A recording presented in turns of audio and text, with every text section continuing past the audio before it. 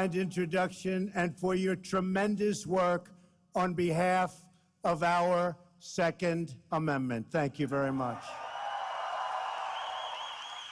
I want to also thank Wayne LaPierre for his unflinching leadership in the fight for freedom. Wayne, thank you very much. Great. I'd also like to congratulate Karen Handel on her incredible fight in Georgia 6. The election takes place on June 20th. And by the way, on primaries, let's not have 11 Republicans running for the same position again. It's too nerve-shattering. She's totally for the NRA, and she's totally for the Second Amendment, so get out and vote. You know, she's running against someone who's going to raise your taxes to the sky, destroy your health care, and he's for open borders, lots of crime, and he's not even able to vote in the district that he's running in. Other than that, I think he's doing a fantastic job, right? So get out and vote for Karen. Also, my friend, he's become a friend because there's nobody that does it like Lee Greenwood. Wow.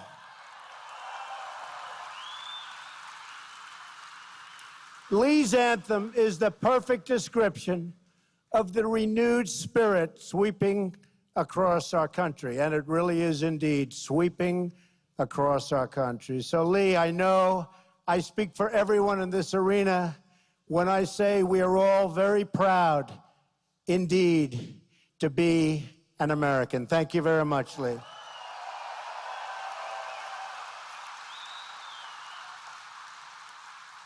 No one was more proud to be American than the beloved patriot, and you know who I'm talking about. We remember on gatherings like today, your former 5-term president, the late Charlton Heston. How good was Charlton? And I remember Charlton, he was out there fighting when maybe a lot of people didn't want to be fighting. He was out there for a long time. He was a great guy. And it's truly wonderful to be back in Atlanta and back with my friends at the NRA. You're my friends, believe me.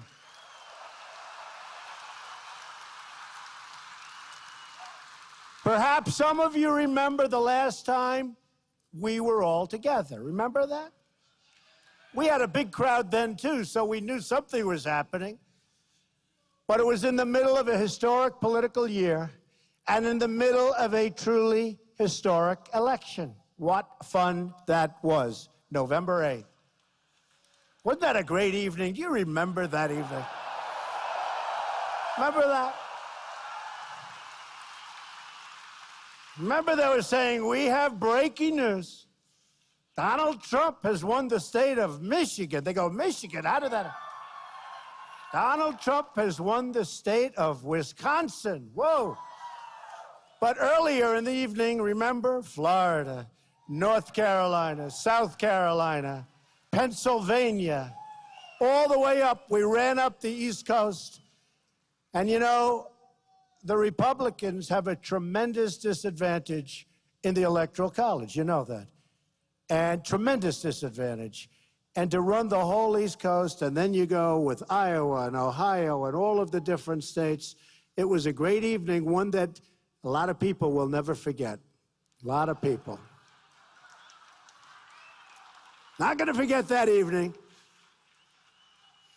And remember they said, there is no path to 270. For months I was hearing that. You know, they're trying to suppress the vote. So they keep saying it. So people say, you know, I really like Trump. He loves the Second Amendment. He loves the NRA. I love him, but let's go to the movie because he can't win. Because they're trying to suppress the vote. But they'd say, I mean, hundreds of times I heard, there is no vote, you know, there's no route. They'd say, there is no route to 270. And we ended up with 306. So they were right. Not 270, 306.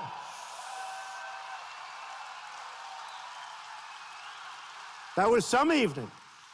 Big sports fans said that was the single most exciting event they've ever seen. That includes Super Bowls and World Series and boxing matches. That was an exciting evening for all of us, and it meant a lot. Only one candidate in the general election came to speak to you, and that candidate is now the President of the United States standing before you again.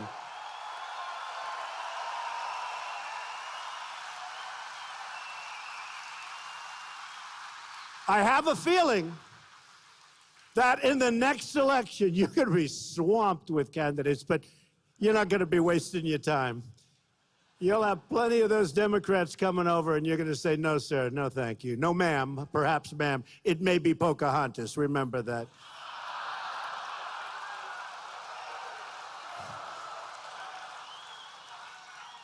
And she is not big for the NRA, that I can tell you. But you came through for me, and I am going to come through for you.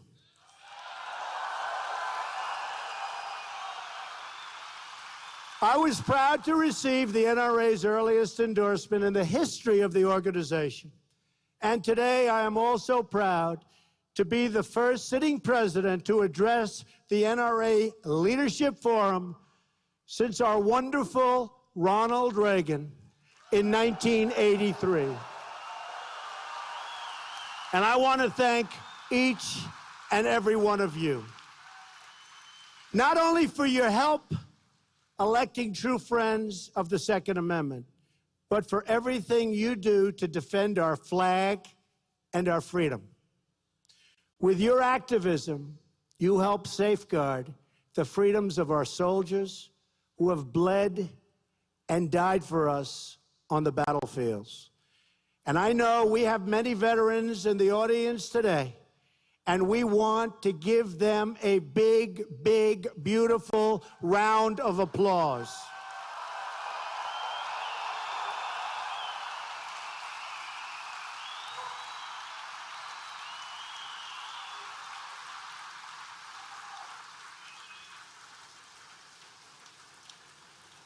And like I promised, we are doing a really top job already. 99 days, but already with the Veterans Administration, people are seeing a big difference. We are working really hard at the VA, and you're going to see it, and you're already seeing it, and it's my honor. I've been telling you we're going to do it, and we're doing it. Thank you.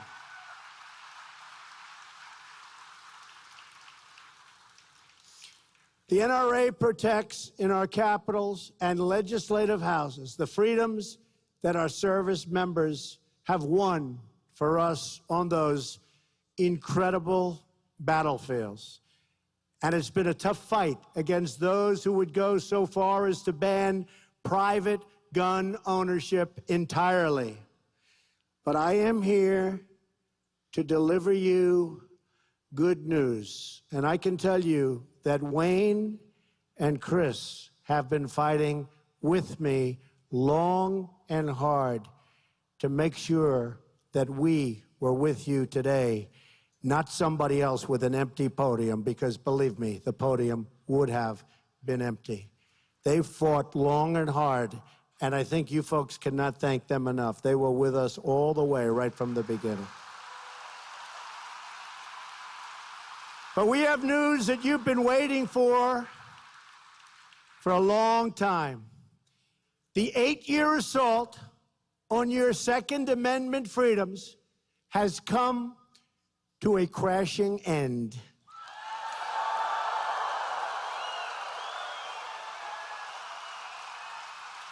You have a true friend and champion in the White House. No longer will federal agencies be coming after law-abiding gun owners. No longer will the government be trying to undermine your rights and your freedoms as Americans. Instead, we will work with you by your side. We will work with the NRA to promote responsible gun ownership, to protect our wonderful hunters and their access to the very beautiful outdoors. You met my son. I can tell you, both sons, they love the outdoors. Frankly, I think they love the outdoors more than they love, by a long shot, Fifth Avenue, but that's okay. And we want to assure you of the sacred right of self-defense for all of our citizens. When I spoke to this forum last year, our nation was still mourning the loss of a giant, a great defender of the Constitution, Justice Antonin Scalia.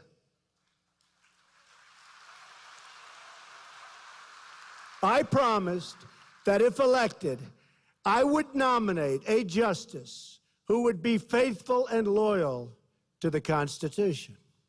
I even went one step further and publicly presented a list of 20 judges from which I would make my selection. And that's exactly what we did. And by the way, I want to thank really Heritage, and I want to thank also all of the people that worked with us. Where's Leo? Is Leo around here? Where is he? He's got to be here. Where is he? He has been so good. But and also from Heritage, Jim DeMint, it's been amazing. I mean, those people have been fantastic. They've been real friends. The Federalist people, where are they? Are they around here someplace? They really helped us out.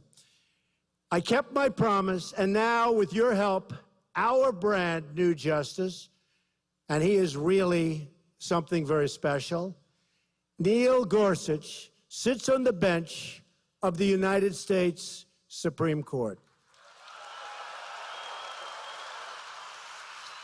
For the first time in the modern political era, we have confirmed a new justice in the first 100 days.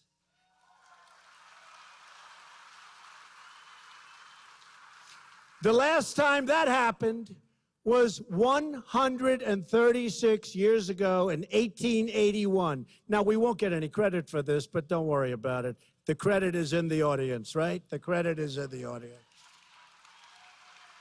All of those people, they won't give us credit, but it's been a long time, and we're very honored.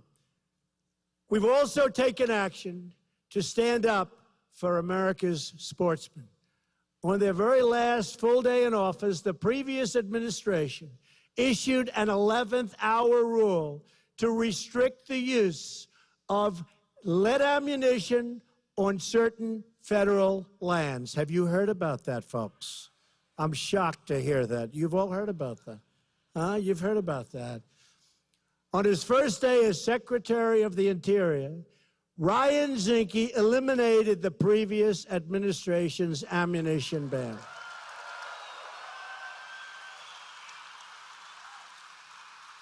He's going to be great. Ryan's going to be great. We have also moved very quickly to restore something gun owners care about very, very much. It's called the rule of law. We have made clear that our administration will always stand with the incredible men and women of law enforcement. In fact, countless members of law enforcement are also members of the NRA because our police know that responsible gun ownership saves lives and that the right of self-defense is essential to public safety. Do we all agree with that?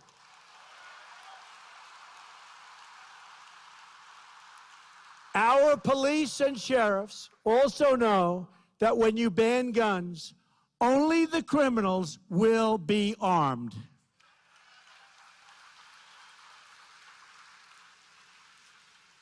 For too long, Washington has gone after law-abiding gun owners while making life easier for criminals, drug dealers, traffickers, and gang members. MS-13, you know about MS-13? It's not pleasant for them anymore, folks. It's not pleasant for them anymore. That's a bad group. Not pleasant for MS-13. Get them the hell out of here, right? Get them out. We are protecting the freedoms of law-abiding Americans, and we are going after the criminal gangs and cartels that prey on our innocent citizens, and we are really going after them. As members of the NRA know well, some of the most important decisions a president can make are appointments. And I've appointed people who believe in law, order, and justice.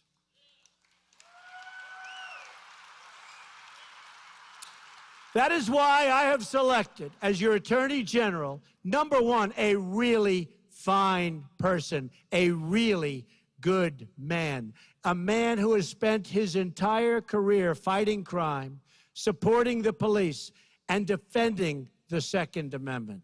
For the first time in a long time, you have a pro-Second Amendment, tough on crime Attorney General, and his name is Jeff Sessions.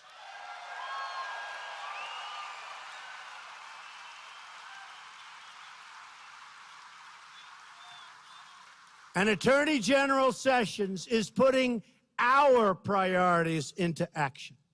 He's going after the drug dealers who are peddling their poison all over our streets and destroying our youth.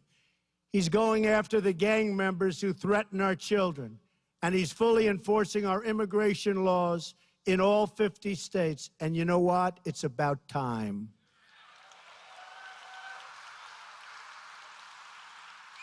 Heading up the effort to secure America's borders is a great military general, a man of action, Homeland Security Director John Kelly.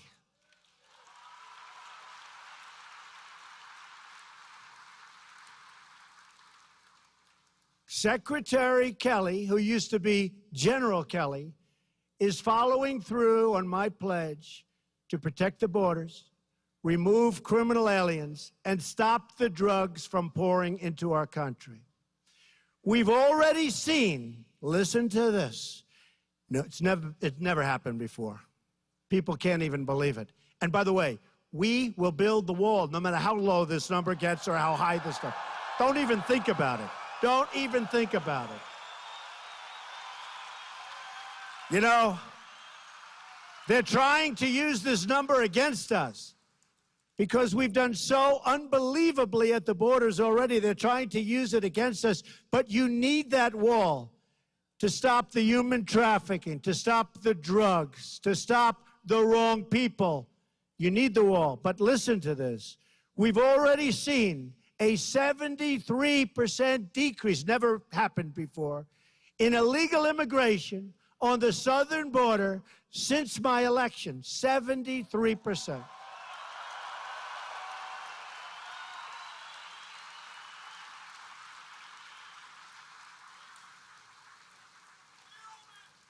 You see what they're doing, right? So why do you need a wall? We need a wall. We'll build the wall. Don't even think about it. Don't even think about it. Don't even think about it. That's an easy one. We're going to build the wall. We need the wall. I said to General Kelly, how important is it? He said, very important. It's that final element. We need the wall. And it's a wall in certain areas, obviously, where you have these massive physical structures you don't need, and we have certain big rivers and all. But we need a wall, and we're going to get that wall. And the world is getting the message. They know that our border is no longer open to illegal immigration, and that if they try to break in, you'll be caught and you'll be returned to your home. You're not staying any longer. And if you keep coming back illegally after deportation, you will be arrested, prosecuted, and you will be put behind bars. Otherwise, it'll never end.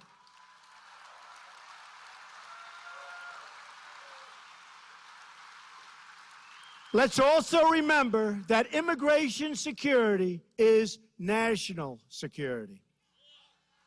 We've seen the attacks from 9/11 to Boston to San Bernardino. Hundreds of individuals from other countries have been charged with terrorism-related offenses in the United States. We spend billions and billions of dollars on security all over the world, but then we allow radical Islamic terrorists to enter right through our front door. That's not going to happen anymore.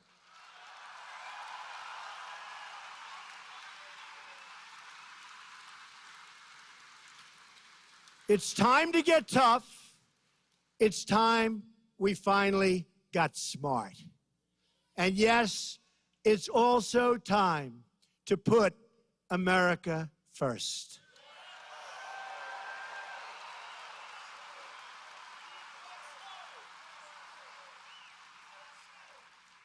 And perhaps I see all of those beautiful red and white hats. But we will never forget our favorite slogan of them all, make America great again. Right? Keeping our communities safe and protecting our freedoms also requires the cooperation of our state leaders.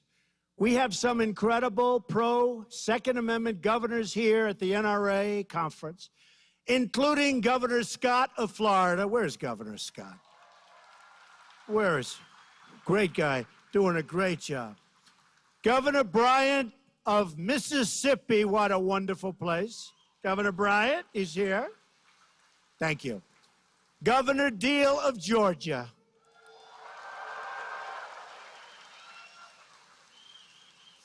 And we're also joined by two people that, well, one I loved right from the beginning. The other one I really liked, didn't like, and now like a lot again. Does that make sense? Senator David Perdue, he was from the beginning. And Senator Ted Cruz, like, dislike, like. Where are they? Good guys. Good guys, smart cookies. Each of these leaders knows that public officials must serve under the Constitution, not above it. We all took an oath to preserve, protect, and defend the Constitution of the United States, and that means defending the Second Amendment.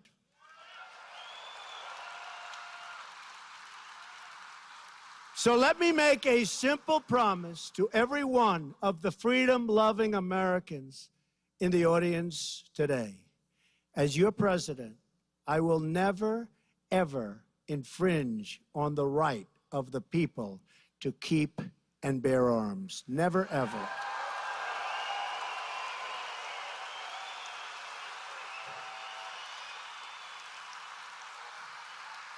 Freedom is not a gift from government.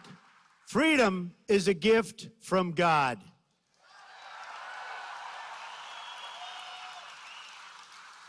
It was this conviction that stirred the heart of a great American patriot.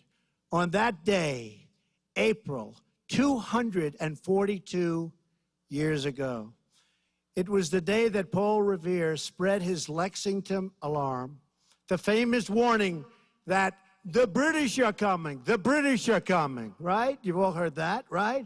The British are coming. Now we have other people trying to come, but believe me, they're not going to be successful, that I can tell. Nothing changes, right, folks? Nothing changes. They are not going to be successful. There'll be serious hurt on them, not on us. Next came the shot, heard round the world, and then a ragtag army of God-fearing farmers, frontiersmen, shopkeepers, merchants that stood up to the most powerful army at that time on earth, the most powerful army on earth.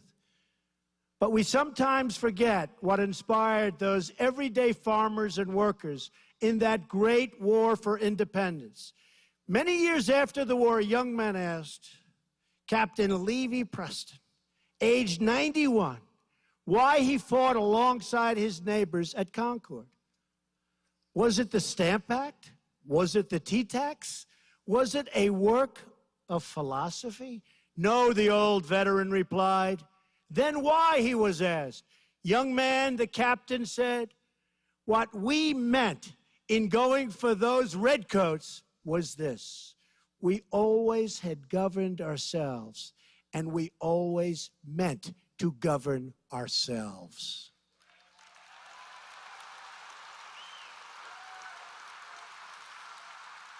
Captain Preston's words are a reminder of what this organization and my administration are all about.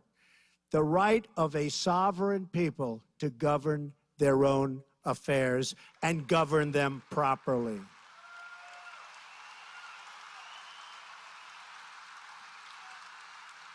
We don't want any longer to be ruled by the bureaucrats in Washington or in any other country for that matter. In America, we are ruled by our citizens. We are ruled by each and every one of you. But we can't be complacent. These are dangerous times. These are horrible times for certain obvious reasons. But we're going to make them great times again. Every day, we are up against those who would take away our freedoms, restrict our liberties, and even those who want to abolish the Second Amendment. We must be vigilant, and I know you are all up to the task. Since the first generation of Americans stood strong at Concord, each generation to follow has answered the call to defend freedom in their time. That is why we are here today, to defend freedom for our children, to defend the liberty of all Americans, and to defend the right of a free and sovereign people to keep and bear arms. I greatly appreciated your support on November 8th in what will hopefully be one of the most important and positive elections for the United States of all time. And to the NRA, I can proudly say, I will never, ever let you down. Thank you. God bless you. God bless our Constitution. And God bless America. Thank you very much.